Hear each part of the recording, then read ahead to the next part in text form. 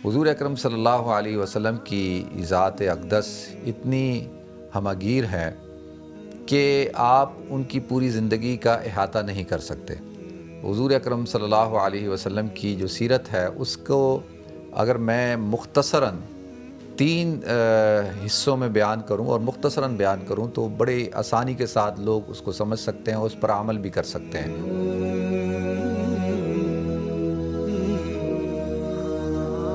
السلام علیکم جی، welcome back. ہم آپ کو ربیع الاول کے اسپیشل ٹرانسمیشن میں آپ کو دوبارہ سے خوش آمدید کہتے ہیں، اور اب ہمارے ساتھ موجود ہیں مفتی صاحب، مفتی عبدالوہاب صاحب، اور آج میں میزبان ہوں اور یہ یہاں پر مہمان ہیں۔ جی مفتی صاحب کیسے ہیں آپ؟ ٹھیک ہیں؟ الحمدللہ میں ٹھیک ہوں۔ نعمان شاہ آپ خیریت سے ہیں؟ ٹھیک ٹھاک ہیں؟ الحمدللہ ماشاءاللہ بہت خوشی ہو رہی ہے آپ کے ساتھ آج آپ کی میزبانی میں پروگرام کرتے ہوئے۔ اچھا مفتی صاحب یہ بتائیں، ربیع الاول کا مہینہ ہے اور سیرت کا پیغام جو ہے ہم ناظرین سننا چاہتے ہیں آپ سے کہ سیرت کا پیغام کیا ہے؟ بسم اللہ الرحمن الرحیم۔ نعمان شاہ، ربیع الاول کا مبارک مہینہ اپنی برکتوں کے ساتھ جو ہے وہ شروع ہو چکا ہے الحمدللہ، اور ربیع الاول کے مہینے کا پیغام اصل میں تجدید کا پیغام ہوتا ہے۔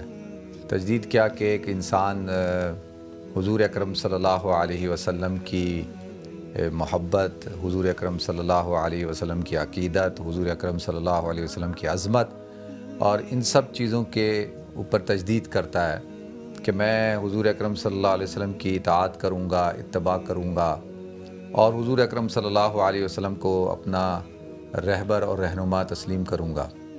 تو یہ ربیع الاول کا پیغام ہے۔ اصل میں حضور اکرم صلی اللہ علیہ وسلم کی ذات اقدس اتنی ہمہ گیر ہے کہ آپ ان کی پوری زندگی کا احاطہ نہیں کر سکتے۔ اگر آپ حضور اکرم صلی اللہ علیہ وسلم کی بچپن کا تذکرہ کرنا شروع کریں تو اس کے لیے آپ کو گھنٹوں چاہیے اور کئی کتابوں چاہیے جن میں آپ اس کو بیان کر سکتے ہیں، پڑھ سکتے ہیں۔ اسی طریقے سے حضور اکرم صلی اللہ علیہ وسلم کی جوانی ہے، پھر حضور اکرم صلی اللہ علیہ وسلم کی پھر مکی زندگی ہے، مدنی زندگی ہے۔ تو ہم عام طور پر حضور اکرم صلی اللہ علیہ وسلم کی جو سیرت ہے اس کو اگر میں مختصراً 3 حصوں میں بیان کروں اور مختصراً بیان کروں تو بڑے آسانی کے ساتھ لوگ اس کو سمجھ سکتے ہیں، اس پر عمل بھی کر سکتے ہیں۔ اگر ہم حضور اکرم صلی اللہ علیہ وسلم کی جو نبوی زندگی سے پہلے کی زندگی یعنی 40 سالہ زندگی، اور حضور کی پیدائش سے لے کے 40 سالہ زندگی، اس زندگی کو اگر ہم پڑھیں، مطالعہ کریں تو اس زندگی کے اندر حضور اکرم صلی اللہ علیہ وسلم نے اپنے آپ کو جو تسلیم کروایا ہے وہ ایک حیثیت تھی سچے ہونے کی اور ایک حیثیت تھی امین ہونے کی۔ جب حضور اکرم صلی اللہ علیہ وسلم نے اپنے آپ کو پیش کیا تو آپ نے پورے اہل مکہ کے سامنے جب یہ سوال رکھا کہ کیف وجدتمونی، تم لوگوں نے مجھے کیسا پایا، تو یہ جو 40 سالہ زندگی تھی اس زندگی کو سامنے رکھا۔ اور یہ کوئی آسان کام نہیں ہوتا کہ کوئی انسان اپنے آپ کو پیش کرے اپنے خاندان پہ، اپنے گھر والوں پہ، اپنے علاقے والوں پہ۔ تو آپ پیش کریں، دیکھیں پھر لوگ کیسی کیسی آپ کے بارے میں رائے قائم کریں گے اور کتنی چیزیں نکال کے لے آئیں گے، تو آپ کے فرشتوں کو بھی نہیں پتہ ہوں گی، تو لوگ اپنے آپ کو پیش نہیں کرتے۔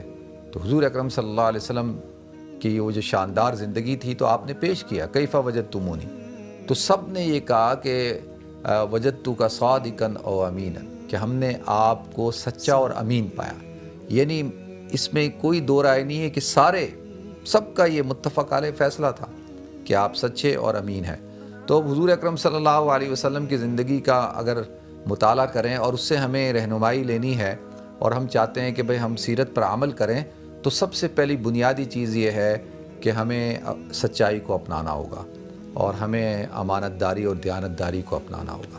تو یہ 2 چیزیں بڑی اہم ہیں، یہ پوری حضور کی 40 سالہ زندگی کا خلاصہ ہے۔ تو یہی 2 چیزیں ہیں جن کو آج ہم رو رہے ہیں ہمارے معاشرے میں، ہماری سوسائٹی میں۔ سچائی اور دیانت داری جو ہے وہ ختم ہو چکی ہے۔ اگر سچائی اور دیانت داری ہمارے معاشرے میں ہو، سوسائٹی میں ہو، اور ہر طبقہ فکر کے اندر ہو، ہر جو سوسائٹی کے افراد ہیں ان کے اندر ہو، تو میں یہ سمجھتا ہوں کہ جو مسائل ہیں امت کے وہ سارے مسائل ختم ہو جائیں۔ آج ہمیں کوئی بات کر رہا ہوتا ہے تو ہمیں شک ہوتا ہے، تذبذب ہوتا ہے کہ یہ سچ بھی بول رہا ہے نہیں بول رہا، اور جو ہے کہیں جھوٹ تو نہیں بولنا، کیونکہ بد اعتمادی اتنی ہو چکی ہے، کسی کے اوپر بھی ہم اعتماد نہیں کر سکتے کہ وہ سچ بول رہا ہے جھوٹ بول رہا ہے۔ اسی طرح سے بد دیانتی اتنی ہو چکی ہے کہ امانت کا تصور ختم ہو چکا ہے۔ یعنی امانت صرف یہ نہیں ہوتی کہ میں نے آپ کے پاس پیسے رکھوائے اور آپ نے وہ پیسے جیسے رکھوائے تھے ویسے واپس دے دیے، جو زیور میں نے آپ کے پاس رکھوائے، جو کچھ بھی آپ کے پاس امانت رکھوائی آپ نے اس کو بیائی نہیں ویسے واپس کر دیا، یہ نہیں۔ امانت تو ایک بہت بڑا، اس کو اگر براڈر وے پہ دیکھیں تو اللہ کی طرف سے ہر شخص کو ایک امین بنایا جاتا ہے، اور ہم سب سے بڑھ کر ہم مسلمان ہیں، اور ہم امین ہیں کس کے؟ اسلام کے۔ ہم امین ہیں حضور اکرم صلی اللہ علیہ وسلم کے پیغام کے۔ تو کیا ہم نے اس امانت کو صحیح طور پہ اٹھایا؟ کیا ہم نے اس امانت کا حق ادا کیا؟ اور جو ذمہ داریاں اللہ نے ڈالی تھیں کیا ہم نے ان کو پورا کیا؟ تو یہ دو چیزیں تو بڑی اہم ہیں، ان کو تو میں سمجھتا ہوں کہ اگر ہم حضور کے امتی ہیں تو ہمیں اپنے اندر سچائی کو، دیانتداری کو، امانت داری کو اختیار کرنا ہوگا۔